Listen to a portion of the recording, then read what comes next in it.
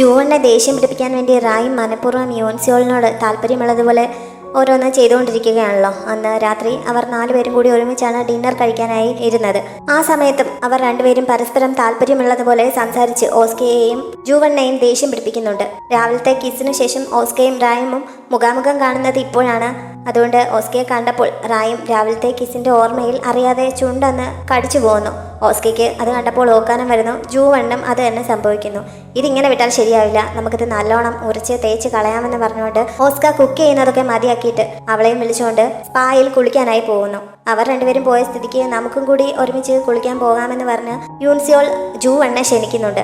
ആദ്യം അവൻ ഒഴിഞ്ഞു മാറുന്നുണ്ടെങ്കിലും വെറുതെ ഒരു സീൻ മിസ്സാക്കണ്ട എന്ന് വിചാരിച്ച് ഒരുപാട് നിർബന്ധം പിടിക്കാതെ അവൾ വീണ്ടും വിളിച്ചപ്പോൾ അവൾക്കൊപ്പം ചെല്ലുന്നു. റായും ഡ്രസ്സൊക്കെ ചേഞ്ച് ചെയ്ത് വന്നത് ലേഡീസ് ടവൽസ് ചുറ്റുന്നത് പോലെ മുകളിലേക്ക് ചുറ്റിക്കൊണ്ടാണ്. ഓസ്കയ്ക്ക് അതും കൂടി കണ്ടപ്പോൾ ശരിക്കും ദേഷ്യം വരുന്നു.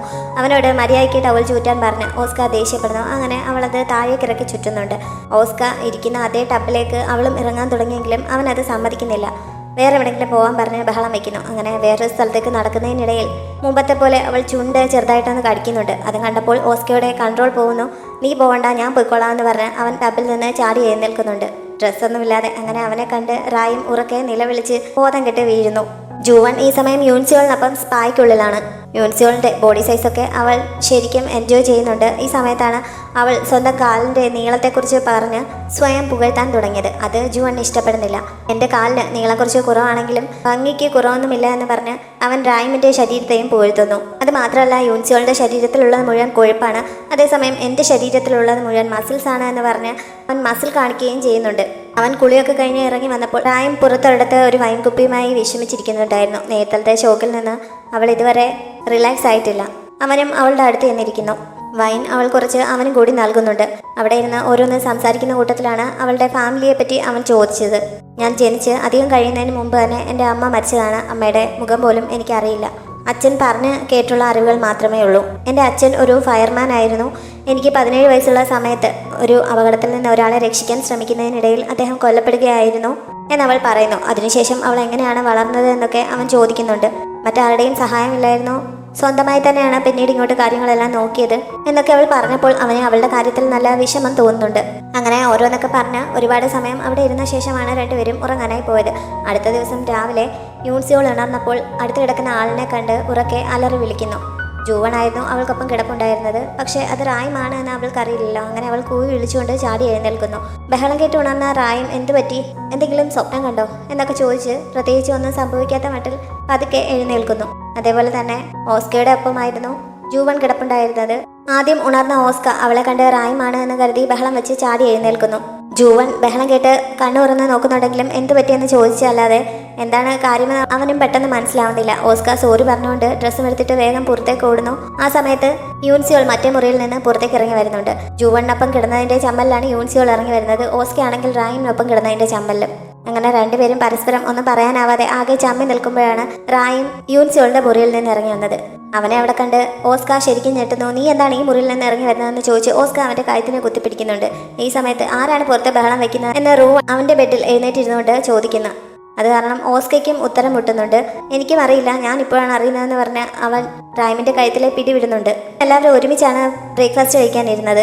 ആ സമയത്ത് റായിമിന്റെ കയ്യിൽ നിന്ന് കഴിച്ചുകൊണ്ടിരുന്ന സ്പൂൺ താഴെ വീഴുന്നു. അവിടെ ഉണ്ടായിരുന്ന ഒരു സ്റ്റാഫ് അത് മാറ്റി കൊടുക്കാമെന്ന് പറഞ്ഞ് അടുത്തേക്ക് വന്നെങ്കിലും കുഴപ്പമില്ല എന്ന് പറഞ്ഞ് സ്റ്റാഫിനെ പറഞ്ഞയച്ചിട്ട് അവൾ ആ സ്പൂൺ തന്നെ എടുത്ത് തുടച്ചിട്ട് അതുകൊണ്ട് തന്നെ വീണ്ടും കോരി കുടിക്കാൻ തുടങ്ങുന്നു.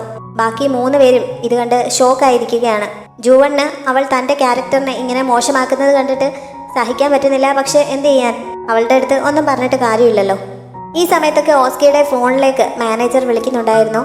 ഓസ്ക പക്ഷെ അറ്റൻഡ് ചെയ്യാതെ അവസാനം ബാറ്ററി ഒക്കെ ഊരി മാറ്റി വെക്കുന്നു. അങ്ങനെ അവനെ വിളിച്ച് കിട്ടാനിട്ട് അവസാനം മാനേജർ യൂൻസിയോളുടെ ഫോണിലേക്ക് വിളിക്കുന്നു.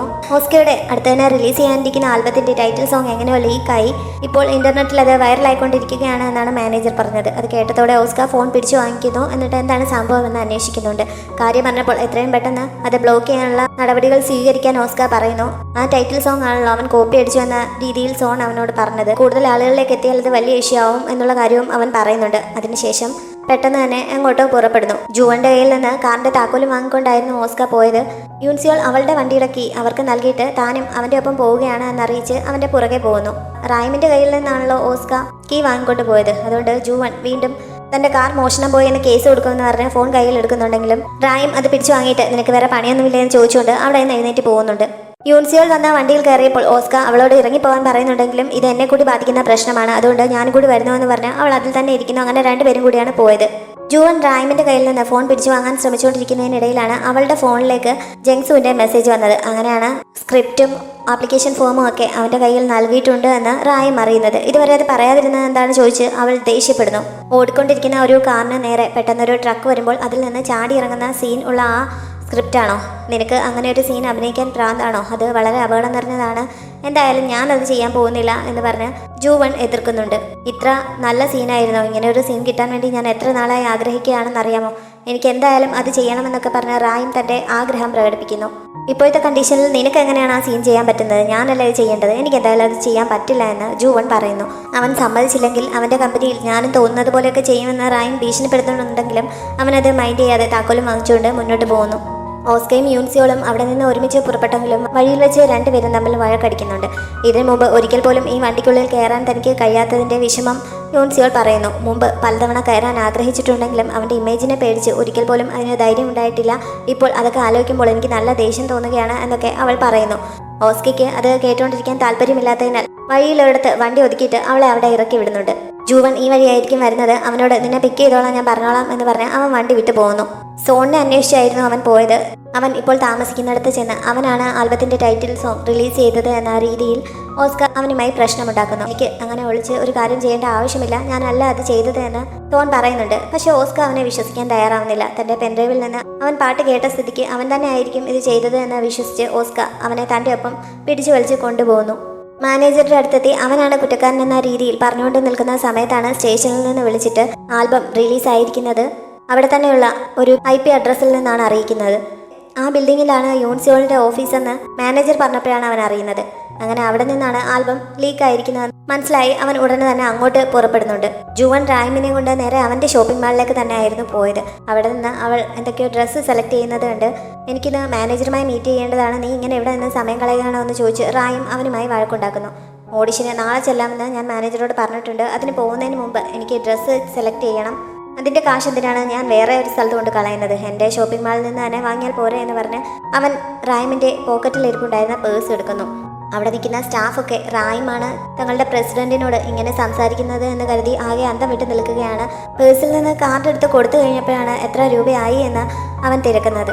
അതിൻ്റെ വില കേട്ട് റായും ശരിക്കും ഞെട്ടുന്നു. അവൾ കാർഡ് തിരികെ വാങ്ങിയിട്ട് അത് വാങ്ങിക്കാൻ സമ്മതിക്കില്ല, ഇത്രയും കാശുണ്ടെങ്കിൽ ഒരാൾക്കൊരു വീട് വാടകയ്ക്കെടുത്ത് താമസിക്കാൻ പറ്റും എന്ന് പറഞ്ഞ് എതിർക്കുന്നു.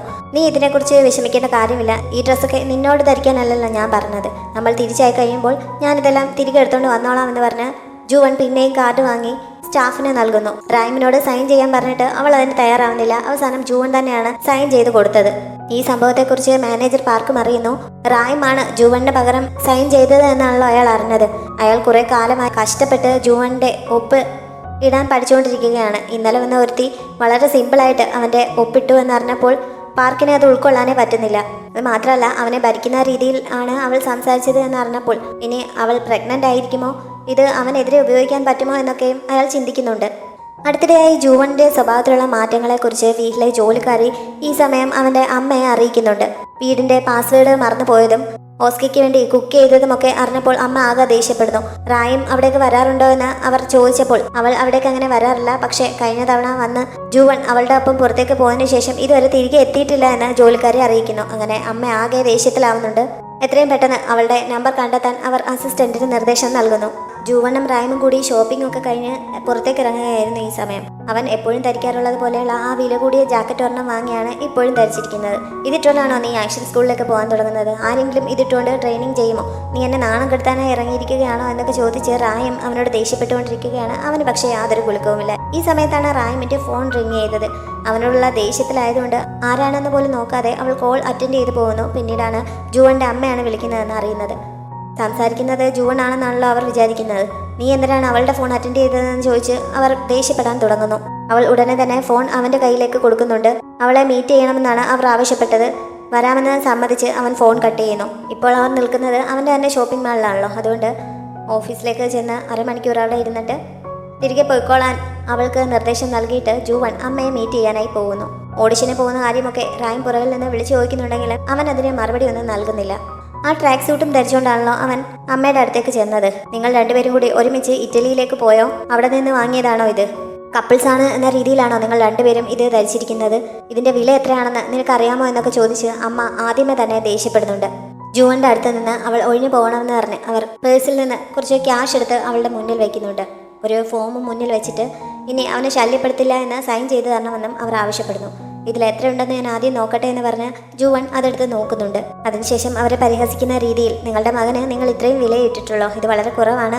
എല്ലാ മാസവും ഇതേപോലെ തരാൻ ഉദ്ദേശിക്കുന്നുണ്ടോ എന്നൊക്കെ ചോദിച്ച് അവൻ അമ്മയെ ദേഷ്യം പിടിപ്പിക്കുന്ന ആ രീതിയിൽ സംസാരിക്കുന്നു. അവർ ഇരിക്കുന്ന മേശപ്പുറത്ത് 2 ഗ്ലാസ് വെള്ളം വെച്ചിട്ടുണ്ട്. അവർ അതെടുത്ത് മുഖത്തൊഴിക്കും എന്നറിയാവുന്നതിനാൽ അതിന് ചാൻസ് കൊടുക്കുന്നതിന് മുമ്പ് തന്നെ അവൻ പെട്ടെന്ന് അതെടുത്ത് മാറ്റുന്നുണ്ട്.